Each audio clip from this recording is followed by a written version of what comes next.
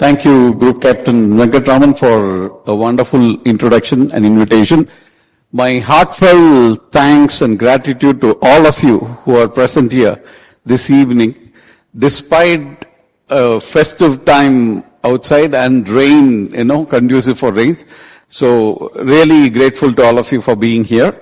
And all the online viewers, a warm welcome to all of you for this, what I think will be a very interesting review of a book, Dare to Lead.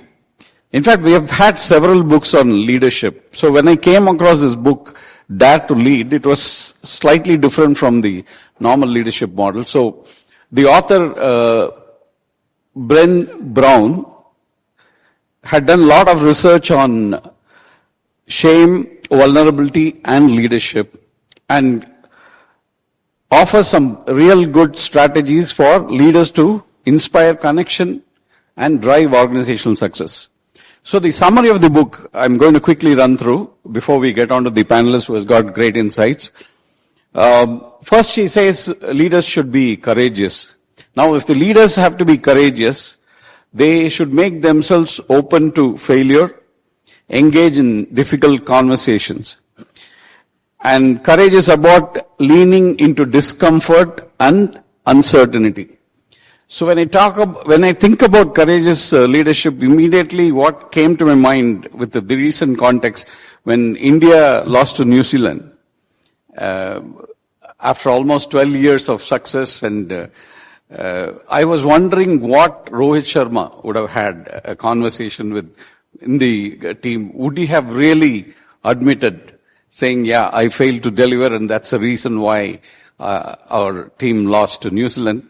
Or he would have defended himself armored. So what the author says is vulnerability is very, very important, and based on that you become more courageous. Okay, that's what came to my mind. Second, daring greatly. Okay, so a leader should be present in any meeting with a wholeheartedness, with a full awareness that, he could be wrong or outcomes could be uncertain. And he should not shield himself from any kind of outcome. Then third one is the rumbling with vulnerability. Okay, this refers to the practice of engaging in tough conversation where people feel exposed to show up honestly. So people are afraid to face the truth, so they try to shield themselves. In the process, leaders most of the time, they fail to be real courageous. They just shield themselves and only show up when the conditions are conducive to them. That's how it is. And living into our values. Author says leaders must clearly identify and act in alignment with their values. So when you think about values, recently we lost one of the greatest leaders of the country, Ratan Tata. I am sure most of you would have felt connected to the person. And why did we get connected? It's simply because of the values he had. And to me, when I think about Ratan Tata, humility, compassion, these are the two things that come to my mind on top of that. And he was following that value throughout, despite all the other successes. So that makes him an outstanding leader. So leaders should align themselves with the core values which they follow. Then author also says, comes up with a new acronym called Braving Trust. Trust is critical to leadership. And Brown introduced an acronym called Braving. Okay, what Braving stands for is boundaries, reliability, accountability, vault, which is confidentiality, integrity, non-judgment, and generosity. Now, this is the acronym for Braving. Leaders need to foster trust within teams by practicing these behaviors consistently. Actually, do we do it? I think the panelists will throw more insights into that. We need to learn to rise. Failure is part of courageous leadership, so we should not be afraid to fail. Brown encourages leaders to embrace failure. She emphasizes the importance of resilience. It's okay to fail, but after failure, you need to come up strong. That's what she says. And she also contrasts armored leadership with courageous, daring leadership. Most of us are armored leaders, which means when there is a tough situation, they shield themselves. They don't really expose themselves. And daring leaders are vulnerable and they're ready to expose. So the key points here, unlike the normal conventional concepts, vulnerability is not a weakness, it's a strength. That's what she emphasizes. Courage comes out of it, and it requires practice. Trust is essential, so leaders should foster trust. And tough conversations are not negotiable. You need to have tough conversations for improvement. Resilience and accountability is mandatory. You can fail, but you need to bounce back, and you are accountable for whatever you do. And you should lead with empathy and compassion, because we are dealing with humans, not machines. And finally, the culture and connection is very, very important for the leader. So in summary, Dare to Lead is a call to action for leaders to be brave, embrace vulnerability, and foster trust and empathy within their organization to achieve lasting success. Now, this is the brief summary. Now, I have two fantastic leaders with me. Thanks to both of them. In fact, originally, this program was scheduled on 16th of October, where we were in the middle of a storm. So it was rescheduled to today.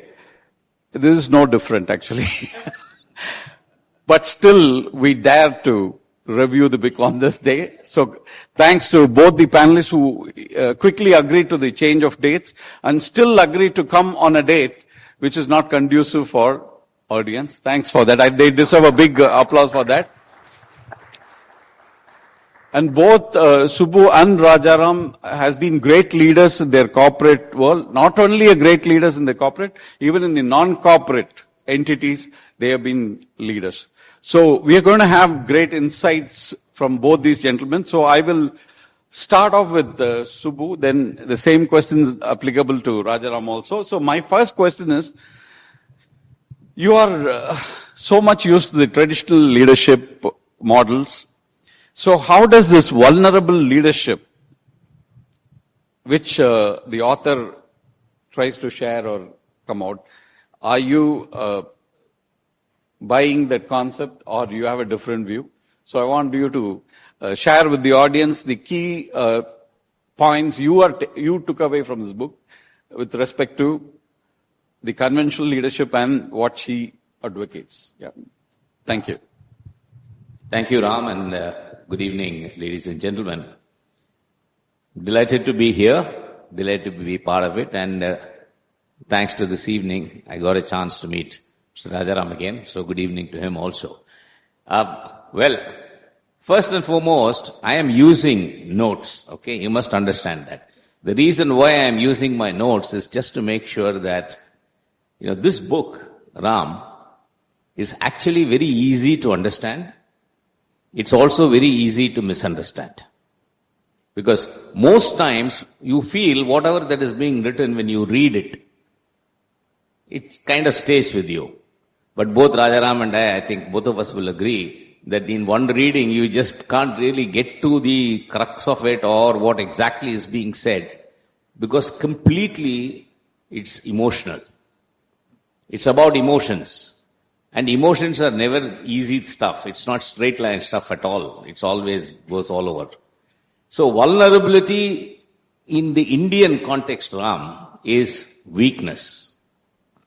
Now, embrace vulnerability is what the author is asking us to do. And is that the right thing?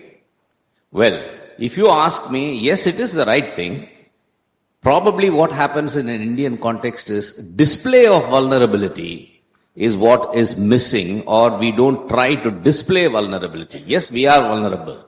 Yes, we will definitely embrace vulnerability, and we will do. But it depends upon the situation and where you are. If you're going to be the head of the organization, and if you keep displaying vulnerability or showing vulnerability, we all know where it will take us. At the same time, if you're looking at a corporate ladder and you're building a team, and then you're going to have a lot of people who are rising up the ladder, you will definitely want them to display vulnerability so that they can build their teams. And then at the end of it, when you said about this rumbling, or when you're displaying vulnerability and having some straight talk. The second thing that I believe is that displaying vulnerability is not very new. I would much rather ask Rajaram to answer that because when we were discussing, he explained that so beautifully, so I want him to take care of that. And what was the other question that you asked, Ram? Did you ask for the difference between that and...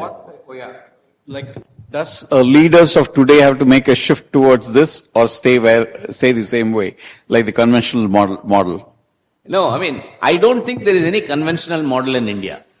See, in India, I believe that most leaders definitely have almost at least 50% emotion in their leadership.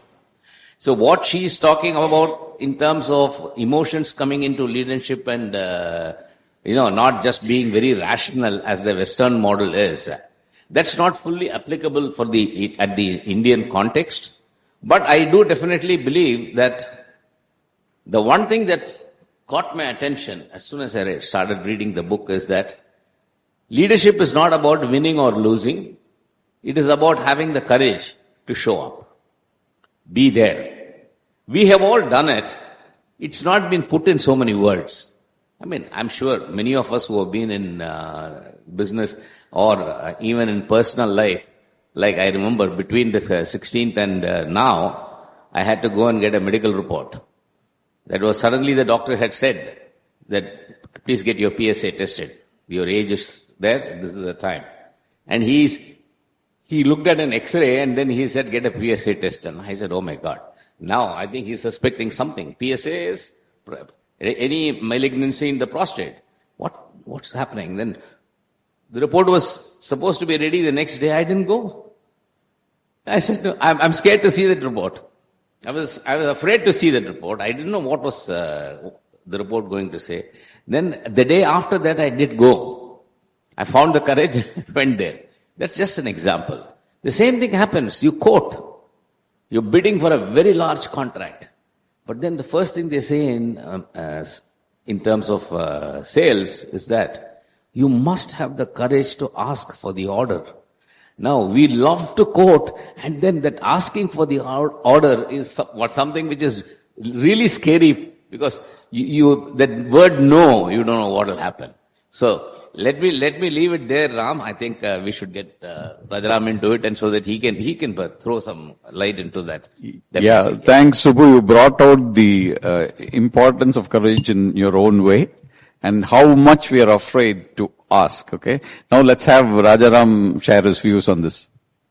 Thank you, Ram, and thank you, sir, Subbu, for your wonderful encapsulation of what this book is all about. Ram, I would look at this book from three perspectives. First perspective is the context in which Brené Brown has done her more than 2 decades of research and the kind of data that she has collected on completely qualitative aspects of leadership. And that's something which has not been done as a serious discipline in our country, in our management schools, and that's probably something we should be looking at. Really want to demonstrate higher levels of leadership. That's one good takeaway that I had. The second is the context in which it has been written and the culture for which it has been written. There has to be a contrasting for us. I would say we have to be a Neeraj Shira Viveki in absorbing things from this seemingly simple and highly relatable book. As Subbu mentioned, it's got deep points which internalizes and a lot of questions are raised in our own way of thinking, etc. Why I say we need to be Neeraj Shira Viveki is we have to be very discerning in accepting some of these things and also resonating to certain things which are already part of our intrinsic way of life in our country, in our culture. What I mean to say is, there is a contrast between the way the Western system works and the way the Oriental thinking works. I would say even a Japanese or a Chinese would have tough time relating to certain things which they are asking. As he said, vulnerability is seen as a weakness in most of our cultures. They look at the leader to lead, to give decisions, and not falter. However, we in our own history, in our own traditions, we have had leaders like Arjuna fail at the biggest test time, and it requires a Krishna to actually bring him out. and he's appealing and confused emotions that is clouding reason, and he understands the emotion, and Krishna beautifully takes that emotion quotient down and then brings up the reasoning in him and installs. This is there in our tradition. Again, a few contrasting points. As Gurumurti ji always says, right? India is not a land of contracts. India is a land of relationships. India's basic family structure is the basic unit of the society. The Western concept is the individual is the basic unit of the society. The family itself has gone through several mutations and they really don't have an idea what a family is. And families are not permanent as well. The second thing is in their corporate world and profession, they make a distinction very clear. It's almost like a wall. Professional life is something, the personal life is something. They don't let each other mix. They don't have work friends coming home. In our culture, in our way of working, the people whom you work with are your lifelong friends. Even after you retire, they are with you. They come, each other's family gets to know. There is no demarcation.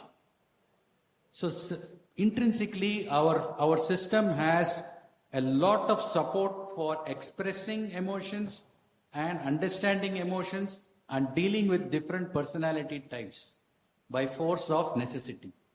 There, it is a slightly different context.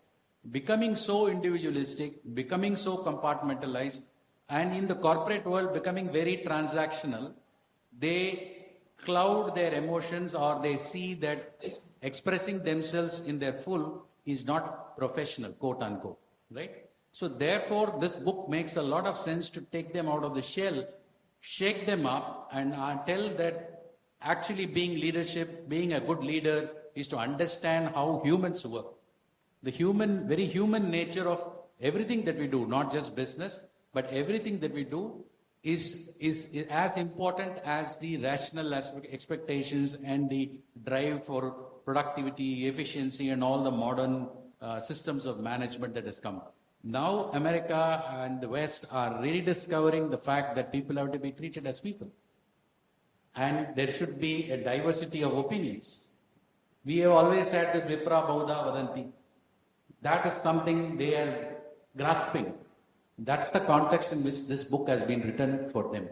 However, there are, as any American would do, what this person has done is gone through a lot of research, gone and absorbed these aspects, grappled with it, and she has tried to give in a very, very clear, structured manner, how do we deal with these emotions? How do we be human and bring in those human values into the leadership? How do we create, as Ram mentioned in his wonderful summary, how do we create the trust? How do you create those conditions in which frank conversations can happen without political correctness? At the same time, how a leader may not be having all the answers and he's freely expressing, I don't have all the answers, let's work together and figure out what the answers are. Now that is something which is very important and probably needs to be brought in because we as a nation are always confused. What we learn as management practices is all coming from the West. We don't draw something from our own way of thinking and way of life, which the Japanese have wonderfully avoided and therefore they are very successful. The same has been the case with the Chinese. But the Indian system always tends to look at Western concepts and think if it comes from there, it is something which is very important. We don't give the same importance in our B schools to learn from Viduraniti or a Nyaya Shastra or a Tarka Shastra. We don't even know what these things are. We think we have to read Kotler, we have to read Dunning, these kind of concepts. I'm not saying we should not do that, we should do that. But at the same time, we also have a legacy and our own theory of management must come up because in this 25 years, as we go to the Viksit Bharat, we need to come with our own way of looking at things and looking and creating our own management styles, which should also be a benchmark for others to follow. And there are things that India can learn and India can give. That's the balance that we need to do when we look at a book like this. Having said that, I found that the book has some really good methods and tools that she has identified where we can build our ability to have those difficult conversations. How do you create a culture where open communications happen? That's a big drawback in the current Indian system, as Subbu said. We are always hierarchy oriented. We are always taught to look up to the leader. We do not want to question the leader publicly. Even if we have misgivings, we defer to authority, we defer to experience. Whereas what the knowledge economy of today and the future requires ability to be creative. And creativeness comes only if you have curiosity, as she mentions. And curiosity comes only if you have the ability to be agreeing that I don't know the answer, I need to figure out, and let's all figure it out together. These principles are something which we should be able to absorb. The tools and the methods he recommends are something that we can absorb. There is a mind shift that we also have to do as a society, as a culture. At the same time, you will find resonance to a lot of things that has already been practiced in our culture and our way of management. So we intuitively know certain things which they have great length and great labor, she has tried to explain, which we intuitively know because we know how a family works. And we approach a family and we approach a business like a family. That's how we actually normally operate. That's my take. Just a supplement to what Rajaram said. Rajaram, maybe what's happening is that as we move forward in our journey to reach where we have to, India is always very well known for Indian concepts packaged by the Western people and sent back to us. Maybe this is going to be one such that's going to happen. It may be vulnerability will come into the Indian management concept, packed by Brown and then sent here. Thank you. Thanks for that. In fact, the point was well brought out by you, the fact that our culture has intrinsically have this particular vulnerability built in.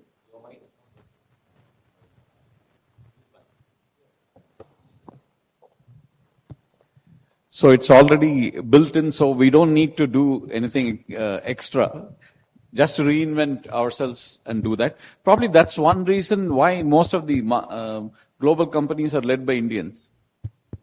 Right? Most of the CEOs today, if you look, they're Indians. I think that's a great coincidence with this. Okay, my next question to you is, can you share any real-world examples where you have found leaders embracing vulnerability and they have experienced better outcomes? I mean, there are two that I can give very quickly. One is, most of us know, but I have experienced it also through very close friends of mine. You know, when the terrorists attacked the Taj Mahal Hotel in Bombay, the way the Tata company and Tata himself responded to the employees was something that, you knew that he didn't have the answers, but then he was there.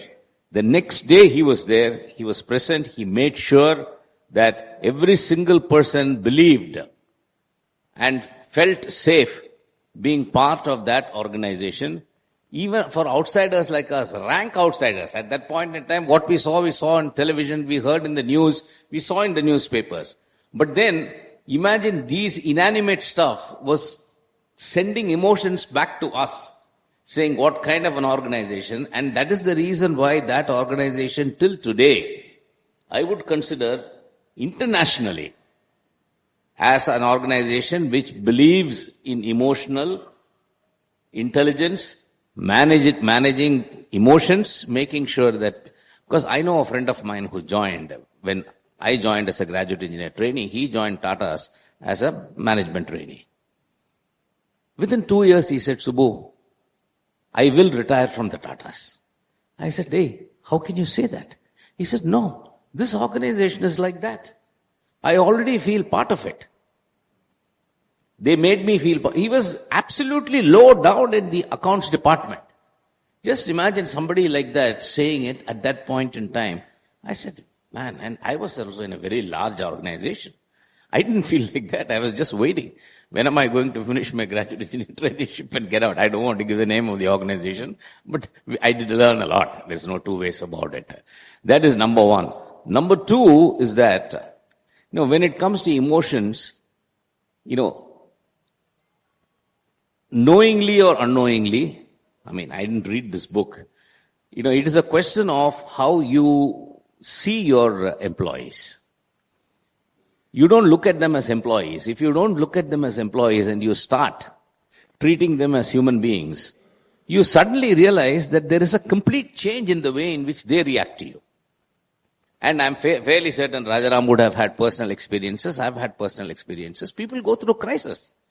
But many of them don't even say it in our culture. The employee doesn't come up and say that, listen, I'm going through a crisis. Somebody else, it'll come through the grapevine. But if it comes through the grapevine, and if you don't react, then what happens is that, that emotional quotient starts decreasing.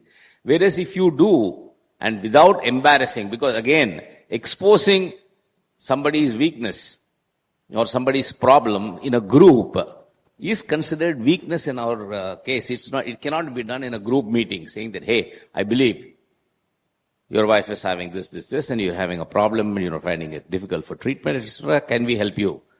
That, he may not, his first reaction will be, listen, we'll take care of it, kind of thing. So, it has happened more than once in the organization that I had formed.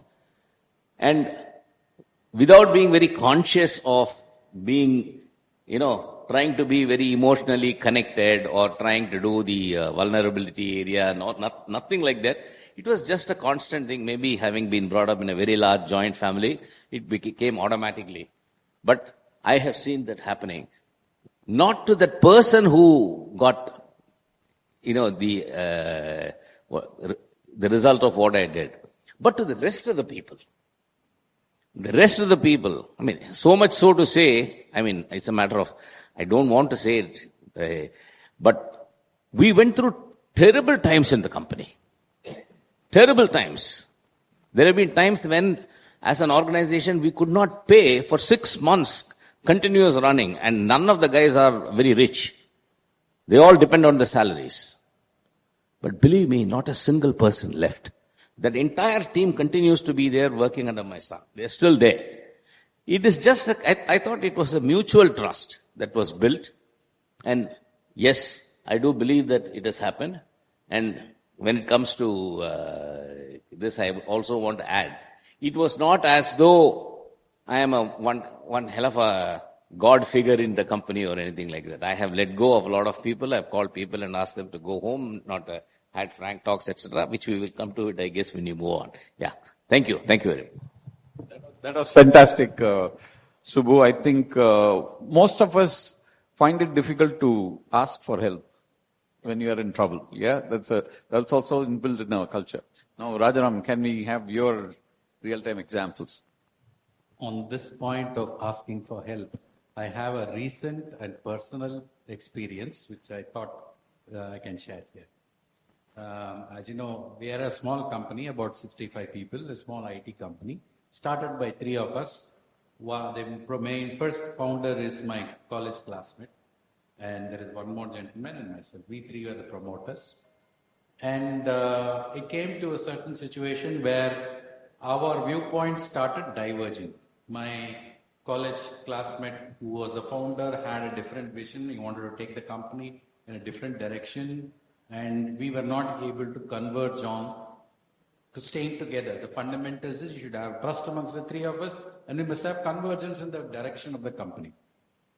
And therefore, we thought it is best to demerge and move so that we can pursue each other's vision going forward. Now, that caused a lot of confusion. We have to 20 plus years of working together, therefore, we need to do the demerger, and when it comes to demerger, there is money involved, and when money is involved, certain conversations start happening which you are not comfortable. And whether we had this doubt whether what we were doing is dharmic or not. And although I have got a lot of corporate experience, I have done far bigger decisions in life in large corporates like IBM or Allianz where I used to work. I felt, and my partner also felt, that we needed somebody independent and outside to work through with us the emotions that we were feeling. The business context is set. We were clear that we have to do it for the growth of the company. We had 50, 60 families to protect, and therefore we wanted to do this. What is good for them, we had a responsibility. But there was an emotion involved. We were, after all, travelers together, and we are going to decide on parting ways. Whether we are right, what arguments we are placing, is that correct? So I reached out to 3 people who were one was a school classmate of mine, another was another colleague in a business networking forum that Ram and me both are involved in. And I had a long sessions with them, 2 to 3 hours. And all 3 of them gave different perspectives to what I was feeling through. But they gave a conclusion. Their conclusion were all echoing and saying the same thing. Those perspectives, the patient hearing they gave, each session was close to 2 to 3 hours. And I was going through all the emotions openly with them. I was sharing my deepest emotions with them. That was needed for us to get the confidence and then communicate it back into our company. And when we did that to our staff, some of them have grown with our company, and some of them come from very humble backgrounds. Some of my people who are in the staff, who are in the sales staff, they first generation graduate. Mother was a vegetable seller, and he has been with us right through. Today he heads a team of salespeople. He couldn't bear that the 3 of us are going to part ways. And in that meeting, we explained the business logic, etc., etc. But I knew, when I could see in their eyes, there were so many things that they wanted to ask. I had not read this book, but my instinct told me that I should open them up. And therefore I said, I feel very, very sad about all this. I feel very dejected. Sometimes I feel whether I am doubting whether I am doing the right thing or not. I would also like to know what is your thinking. And then they opened up. Some of them broke down and cried. They couldn't bear to see that, why are we doing this? Can't we stay together? Can't we stay together? But then after that emotional catharsis, they got to understand the reason and they came around. Now, I wouldn't have been able to do that activity if I had not gone through that catharsis myself. So that's where the vulnerability aspect, and how, without knowing this book, I had myself gone through that very recently, and it's a very personal experience of mine. It's a real practical example you shared, and I could completely relate to what you're saying, because we also went through something similar in our organization, where we had to close one of our businesses. So it was not easy, but it's okay. So emotional literacy, emotional intelligence, emotional transparency is very, very vital. We all know that. Now, what do you think are some of the common barriers leaders face when trying to implement some of the concepts mentioned in this book? How can they overcome these challenges, if at all? As we get close to closing time, I'm going to use my notes so that I'm very, very sharp with what I'm saying. See, cultivating emotional literacy, so to say. See, you have to distinguish here. We are not talking about emotional intelligence. Huh? We're going further basic. Emotional literacy. First, you have to be emotionally literate, then you become emotionally intelligent. That's the kind of distinction that I'm making here. So first thing is, it is an ongoing process. So you can't say that, oh yes, now I'm emotionally literate, so let me just go on. No, every day brings with it its own little instances or challenges, and you have to deal with it, and it's a continuing process. So that is definitely a challenge. The second thing is, most of the time, we mistake sympathy for empathy. Emotional literacy calls for empathy. And we believe that if we give a shoulder to cry on, that is empathy. No. It may be very, very harmful for the person at the end of it all, because you may be shaming the person, you may be doing anything, whatever. So the difference between empathy and sympathy to be understood, which this book very clearly, I think a whole chapter is devoted to empathy, and that needs to be understood, and that's very well done. The second thing is that we are talking in terms of, values. All of us talk about values. I mean, let's not kid. We all talk about values, but then this book very clearly says, simply mouthing values is not enough. And that is a big barrier, or it's a challenge. You have to practice your values. People have to see you practicing your values. So that is the next challenge that I see when it comes to emotional literacy. And then I would believe that Rajaram would explain, but I'm going to just say the point. In a vulnerability discussion, he said he has had one, so I'm sure he'll be able to elaborate on this. Setting boundaries is very, very important. Otherwise, what happens is that the discussion transcends into something else. It is not actually the building the trust, but then it starts, meandering into something else. So you will have to set boundaries when you're actually having a vulnerability discussion. These, I believe, are really the